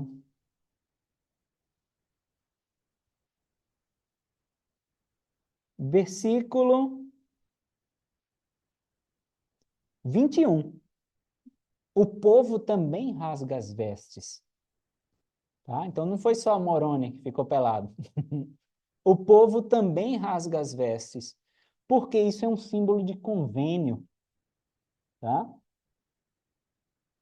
É um símbolo de convênio. Então, aqui, de novo, a gente vê isso como um ritual. Da mesma forma que a circuncisão era feita, da mesma forma que os convênios com o Senhor exigiam, às vezes, que o animal fosse partido em dois, é o mesmo símbolo. A gente discutiu isso no videozinho que eu publiquei de circuncisão. Depois, quem quiser dar uma conferida, tá lá, né? Então, o voto que era feito e simboliza justamente nesse convênio você quebrar isso. É por isso que lá no sacramento a gente parte, a gente quebra o pão. Isso, e antes disso, então, envolve você ter essa ruptura. Por quê? Aqui ele diz, ó, rasgando as vestes como símbolo, no 21, como convênio de que não abandonariam o Senhor, e que se eles caíssem em transgressão e se envergonhassem de tomar sobre si o nome de Cristo, o Senhor os destroçaria da mesma forma que haviam rasgado as suas vestes. Então, eles estavam assumindo esse convênio, mas é isso que a gente assume ali no sacramento. É tanto que Cristo fala em Doutrina e Convênios, se não se arrependerem, terão que sofrer, ou seja, terão que ser rasgados, quebrados, como eu fui quebrantado para satisfazer as exigências da justiça. Né? Então, aqui ele está dizendo, se isso acontecesse, você vai nos despedaçar, nos rasgar como essa veste. Tá? Era isso que simbolizava também nos convênios que Israel fazia com o Senhor. Você vai dividir, vai acabar conosco, vai, sabe, nos apartar da tua presença. Ok? Então, quando lembrarem do estandarte da liberdade, vejam como um convênio. Tá? É tanto que aí ele vai citar, ainda nesse discurso que ele vai falar, ele vai citar sobre a túnica de José que foi rasgada. E vê como um convênio também está associado. Não sei se já haviam prestado atenção nisso. Ó, no 24, ele diz, uma parte do que restou da túnica de José fora preservada e não se havia estragado. A gente não tem relato na Bíblia, mas tem no livro de Mórmon. E ele disse, olha o convênio, assim como este remanescente das vestes de meu filho foi preservado, também um remanescente da semente de meu filho será preservado pela mão de Deus, que o tomará para si, enquanto o restante da semente de José perecerá, como o restante de sua túnica. Tá vendo? Convênio associado com promessa e a demonstração, do mesmo jeito que era o sacrifício no altar, a circuncisão do gurizinho com 8 dias, né? Esse rasgar as vestes, o quebrar o pão, está simbolizando, tá bom? Então é um rito de convênio mesmo. No 16, a gente vê que Moroni ele vai orar para que fosse favorecida a causa dos cristãos. Cristãos era um termo que era depreciativo. Hoje é um termo até que goza de certo status, concordam comigo? Você dizer que é cristão, você, né, é pátria, família, Deus, ok? É cristão, né? Aí, naquela época, cristão não era encarado com bons olhos. Talvez eram os trouxas que acreditavam na vinda de um Cristo. Tá? E depois, cristão é o trouxa que acreditou que aquele cara era o Messias. Ok? Então, sempre nesse início do uso, era totalmente pejorativo o uso de cristão. E aqui ele usa esse termo, claro, como uma coisa boa. E aí, 19 e 20, ele coloca isso no mastro, vai para o meio do povo, né? E aí culmina no 21, como eu mostrei para vocês, que todo mundo rasgou também as vestes, se colocando sob o mesmo convênio, tá? E no versículo 27, ele até faz um paralelo desse convênio da semente de José com eles. Quem pode ler?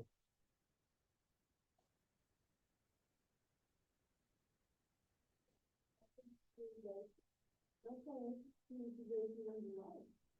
Sim, e talvez sejamos nós mesmos se não nos mantivermos firmes na fé em Cristo. Olha, eu acho bem interessante isso, que ele diz, esses que vão perecer são os que não são do nosso povo.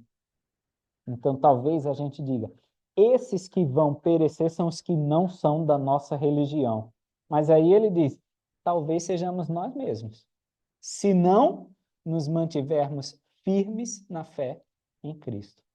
Talvez a gente seja esse pedaço da túnica se a gente não perseverar até o fim. Então, a gente não é tão melhor assim do que eles, como a gente na igreja comumente, né? O mundo versus eu, cristão. Às vezes eu estou fazendo as mesmas coisas e vou apodrecer como essa parte da veste de José se eu não persevero em Jesus Cristo, tá? No 29, a Maliquias estava temendo, porque o exército de Moroni era numeroso, sim, mas o que ele mais temia está aí entre esses travessões. Pode ler para nós? Isso. Também que o povo duvidava da justiça da causa que havia abraçado. Ó, então, o povo estava duvidando já da causa, a causa menos nobre, o preço que a guerra estava cobrando, eles já estavam, opa, cara, mas será que eu estou lutando pelo que é certo mesmo? Será que a gente deve continuar com essa guerra? E aí eu trago isso para nós, né? Será que a gente está em algum momento duvidando da nossa causa? E aí, quando a gente duvida da nossa causa, a causa do Senhor Jesus Cristo, a gente abre brecha para abandonar essa batalha que a gente assume quando fazemos convênios com o Salvador.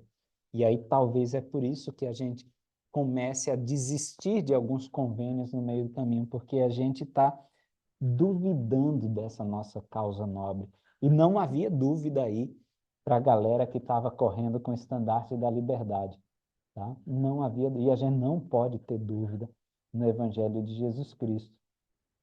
E aí eu vou só chegar um pouquinho mais, porque no SUS a gente tem alguma coisa, não sei se é do conhecimento todo, chamado de SEMPICS.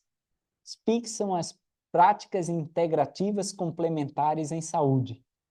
Fitoterapia, acupuntura, auriculoterapia, reiki e por aí vai. Tá? E hoje a gente foi criado, claro, na indústria farmacêutica, que a gente resolve tudo com comprimido, com coisa que veio da indústria. Mas olha que interessante.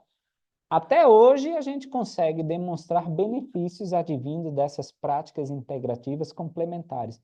E vê lá no versículo 40. Tem. Então, ocorreram espécies que, em certas épocas do ano, eram muito frequentes na Terra.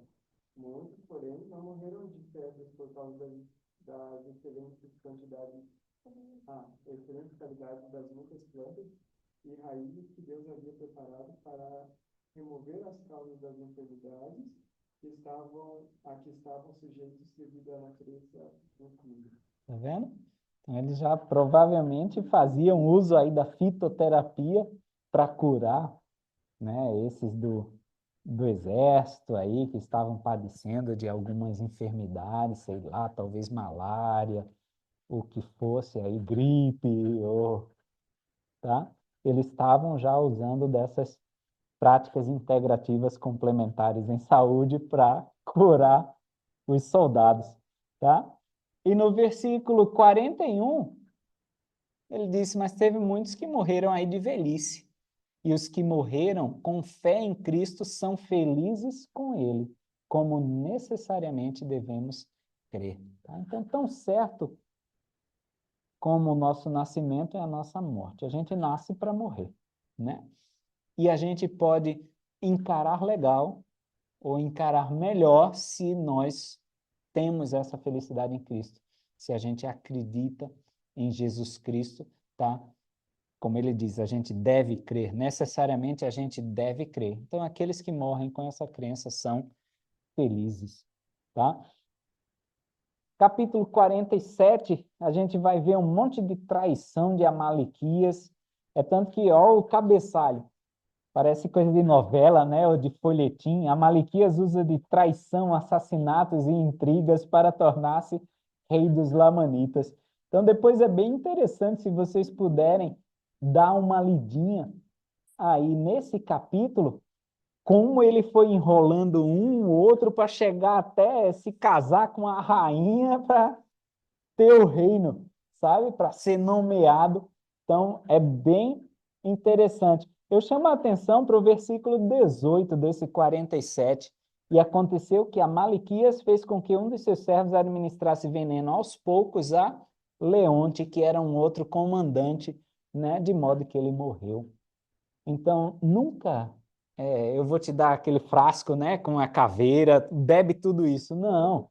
É, como nos desenhos animados, né? Não, né? É aos poucos. Satanás ele administra de pouquinho em pouquinho o veneno, né? Então a gente quebra um limitezinho aqui, quebra outro limitezinho ali, né? Sei lá, quanto à lei da castidade, a mão desce mais 1 centímetro, aí daqui a pouco são 2, 3, daqui a pouco, né? Ou sei lá, no dízimo a gente tira R$ 1 porque está apertado, aí é 99,9999% do que eu precisava pagar, ou seja, né? Ok, não, mas aqui um saguzinho de vinho, o vinho já foi embora, o álcool, né? Ok? Então a gente vai, né? Aos pouquinhos, de centímetro, de milímetro em milímetro, veneninho um pouquinho aqui, outro ali, a gente daqui a pouco tá fora. É uma cervejinha sem álcool. Ele diz que eu não posso álcool, não é a cerveja, né? E por aí vai. É um energético, não tem isso na palavra de sabedoria. Claro, nós somos os nossos próprios árbitros, né? Mas o senhor disse para eu não usar drogas prejudiciais. Eu uso aquilo para ficar mais acordado quando meu corpo quer dormir, ou para ficar mais elétrico. Então, aí cada um decide, mas a gente tem que ter cuidado com esse veneno que Satanás vai colocando aos poucos. Eu não digo nem só disso, eu digo de conhecimento. Eu gosto de entrar aqui no Reddit para ver as coisas dos anti-mormons para eu me preparar contra eles, né? São venenos que aos pouquinhos vão minando a nossa confiança, a nossa fé, e quando a gente vê, né? E aí a gente já discutiu o 36, né, dos dissidentes que tinham os mesmos ensinamentos, informações, eram instruídos aí no mesmo conhecimento. E eu queria, já que a gente falou tanto de causa A gente geralmente associa causa a efeito, mas hoje talvez eu quisesse associar aqui com vocês a causa e afeto, emoção, não efeito, mas causa e afeto, tá? A nossa causa, qual é o afeto, qual a emoção que está despertando na gente? E tem uma lista que a gente pode ver as causas que Mormon vai apontar. Então, por exemplo, em Alma 46:16, a causa dos cristãos, é a parte que mais aparece essa palavra causa, tá? É nesses capítulos de guerra do livro de Mormon. 46:35, a causa da liberdade. 48:10, a causa dos cristãos novamente. Capítulo 50, versículo 39, causa de Deus. Capítulo 51, versículo 7, causa da liberdade. 51:17, causa da liberdade novamente, tá? Então, vejam também, quando vocês fizerem esse estudo em casa, que Moroni ele escala nos preparativos de guerra, tá? Ele escala na preparação. Ele sempre está mais preparado. Se num capítulo ele se preparou dessa forma, no outro ele vai se preparar mais ainda. E no outro mais ainda, tá? É interessante, eu queria chamar a atenção em Alma 49, versículo 11.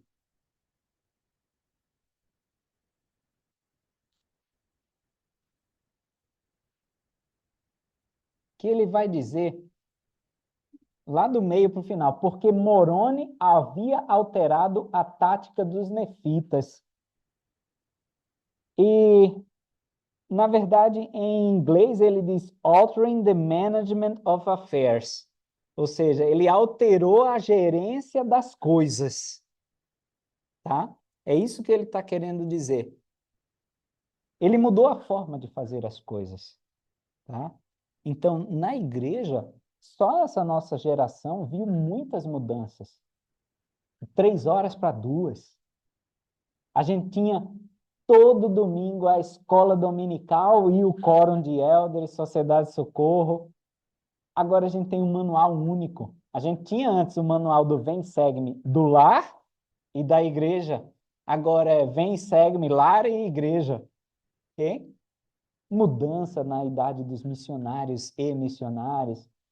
Então, a gente está mudando o jeito de gerenciar as coisas. Por quê? Porque Satanás também não está ficando para trás. Né? Os lamanitas, a primeira foram pelados lutar. Depois eles começaram a se proteger. Moroni já não podia estar só com aquelas proteções, ele tinha que fazer algo mais. E isso não só física, mas também espiritualmente. Tá? A gente tem que correr atrás. Só voltando um pouquinho para a Alma 48, enquanto Amalequias, ali no versículo 7, usava fraude e engano para obter poder, enquanto ele estava buscando isso, Moroni ele estava preparando o espírito do povo para ser fiel ao Senhor, seu Deus. Localizaram aí? Então a preparação não era só física, não era só capacete, couraça, cinta nos lombos, tá? Era realmente também espiritual. E física também, ó, no 8, construiu pequenos fortes, ou seja, lugares de refúgio. E no 9, nas fortificações mais fracas, ele colocou maior número de homens. Então, a gente tem hoje como locais de refúgio o templo, tá? A gente tem aqui a nossa ala, pode ser esse local de refúgio. Então, a gente precisa ter esses lugares de refúgio para se refugiar dessas tentações do inimigo. Nossa casa pode ser um ótimo local de refúgio, mas ela tem que estar protegida. Talvez se é a fortificação mais fraca, eu tenho que trabalhar mais lá no meu lar, colocar mais homens. Vejam também no versículo 48, do 11 no capítulo 48, do 11 ao 16, são as características de Moroni, do 11 ao 16. Então, a gente pode usar essa listinha talvez como modelo. Quais são as semelhanças que eu tenho com Moroni? sei lá, talvez quando a gente, aí no 13, era um homem firme na fé em Cristo. Ih, estou longe. Ok, o que que eu preciso fazer para ser firme na fé em Cristo como Moroni? Estudar mais as escrituras, pagar meu dízimo, fazer jejum, vir mais à igreja, vir mais ao instituto, assistir às aulas com frequência, sei lá, né? Mas é a gente identificar em que escala a gente está aí, nas características de Moroni, para a gente correr atrás, tá? Ok, já tem que ir para academia hoje. E olha o 17, quem pode ler para nós? 48 e 17. Não seria legal a gente ouvir isso ser falado de nós? Verdade, em verdade, vos digo que todos os homens que tivessem sido expostos pudessem sempre ser como Moroni, eis que os próprios poderes do inferno teriam sido abalados para sempre. O diabo nunca teria poder sobre o coração dos filhos dos homens. Ó, que ponto nós chegamos, né? Do diabo estar totalmente amarrado ainda agora sobre mim, porque ele não teria poder, né? Porque eu era exatamente, né, como Moroni. Capítulo 49, a gente vai ver no 7 e no 8 que eles estavam preparados, tá? E aí, ó, no versículo 8, para ilustrar ainda o que eu disse, que ele estava escalando na preparação, mas eis que, para sua total surpresa, eles estavam preparados para recebê-los, de uma forma nunca antes vista entre os filhos de Leí, tá? Então, eles estavam bem mais preparados. Não era mais aquela preparação incipiente que eles tinham, agora eles tinham que estar em outro nível. Mesma coisa, a gente está trilhando aqui os caminhos, a gente não pode mais estar querendo só, como Paulo dizia, comer leitinho, não. Agora é mastigar. A gente precisa elevar o nosso nível espiritual e nos preparar mais. Versículo 14 do 49. Vê que uma cidadezinha chamada Cidade de Noé tinha sido um local indefeso e agora era forte. Por causa de quem? De Moroni. Então, talvez o irmãozinho X era fraco, mas por sua causa você conseguiu deixá-lo forte. Fortificou a tal ponto que agora ele está andando com as próprias pernas, tem um testemunho firme. A gente tem um trabalho a fazer como ministradores, né? Não é de forma alguma um trabalho menor, é justamente fortificar. No versículo 6 de Alma 50, que Moroni, justamente para esse irmãozinho, preparou fortificações ao redor dele para defender dos inimigos. E aí ele poder crescer, né? Se ele está nu, eu tenho que começar a cobri-lo, senão os ataques do inimigo vão fazer ele perder muito sangue, né? Até chegar na morte espiritual. E é isso justamente que a gente não quer, tá? Mais uma vez, ó, Alma 50, 20. Olha a promessa, e está bem simples aí.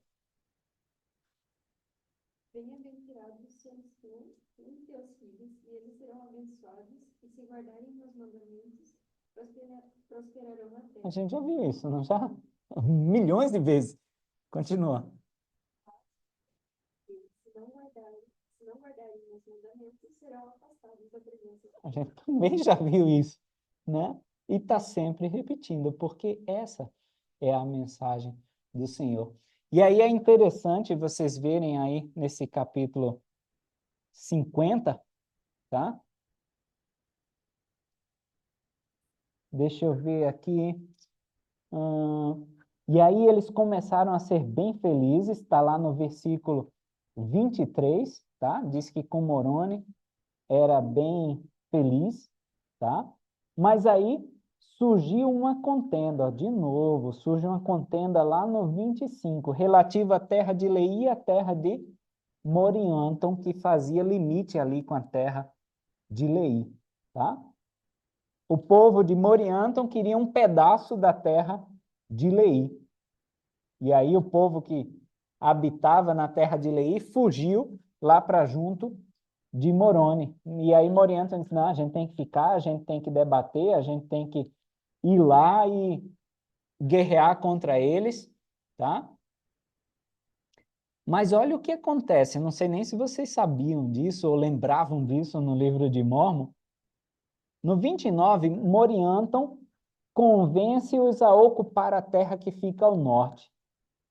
E eles teriam feito isso, mas o que impediu?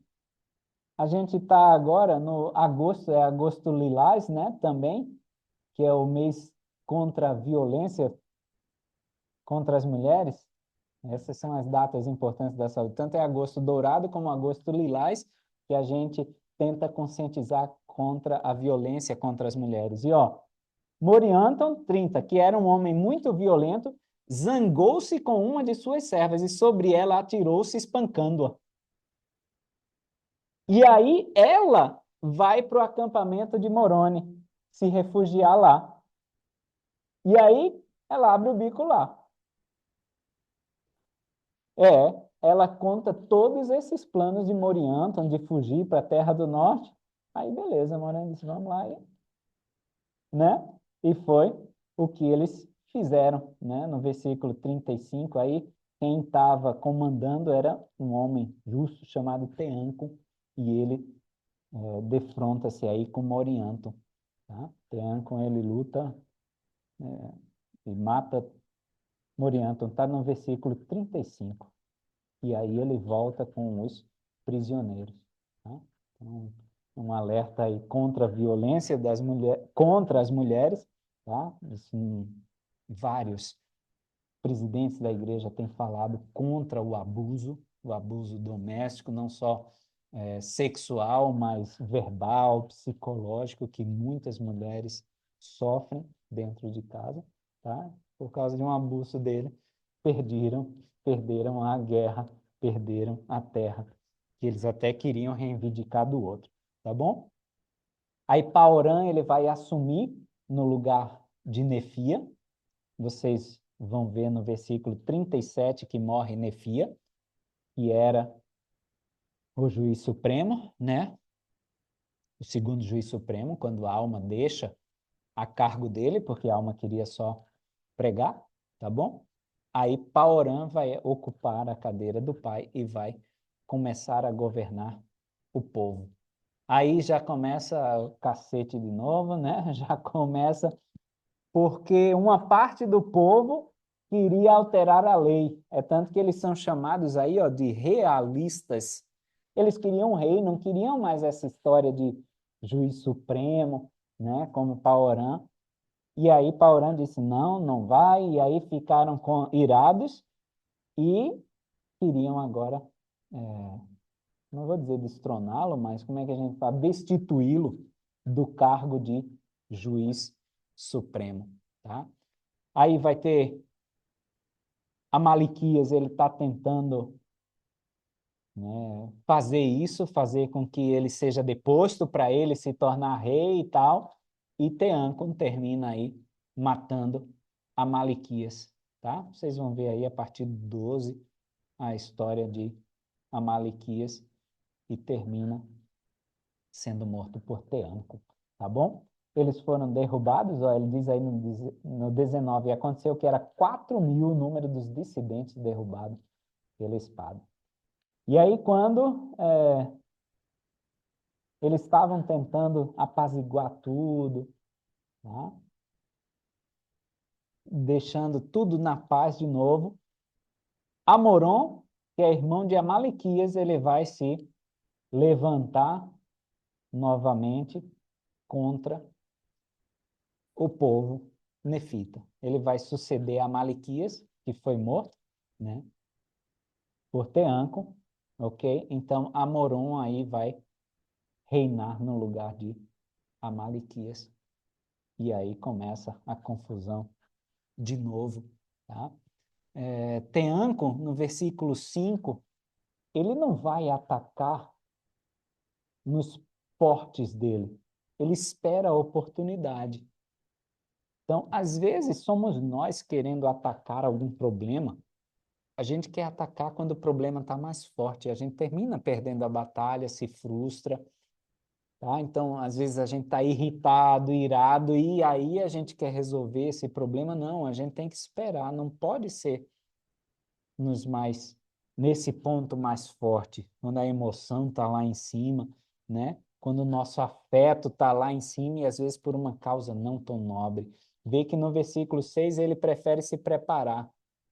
E é o que a gente deve fazer para enfrentar esses desafios. Ele ergue muralha em vários pontos, construindo lugares de refúgio. Então, em vez da gente atacar o problema irritado, vamos para o templo, para esse lugar de refúgio que a gente já tem. Vamos talvez ter uma comunhão mais fortalecida com o Senhor para a gente poder atacar esse problema que a gente às vezes julga intransponível, né? No 17, ele verifica que era impossível dominá-los enquanto eles estivessem dentro de suas fortificações. Então, é aí que entra a paciência para a gente conseguir domar um problema, para a gente conseguir aquele milagre que a gente está esperando. Às vezes não é a hora porque ele ainda está muito forte e eu não sou forte ainda, né? Nesses capítulos a gente vai ter uma figura que vem crescendo, que é o Capitão Lei. E a gente vai ver muito mais dele aí dos 53 em diante. Mas Lei, ele já na época de Zeraemna, ele junto com Moroni faz uma estratégia que termina encurralando Zeraemna e ele perde os cabelos, né? Então Lei já está desde ali crescendo e se mostrando um soldado valoroso. A gente vai ver mais do Capitão Lei para as próximas semanas, tá bom? Então eu espero aí que tenha auxiliado um pouquinho. Às vezes a gente acha tão chato esses capítulos de guerra, mas a gente pode olhar com uns olhinhos aí diferentes e extrair muitos princípios, né, dessas batalhas. O que o Senhor quer que eu aprenda? O que é que o Senhor deseja que eu transporte para a minha vida? O que é que o Senhor deseja que eu, né, possa tirar dessa história? Tá bom? E essa aula que eu queria deixar com vocês nessa noite, em nome de Jesus Cristo. Amém.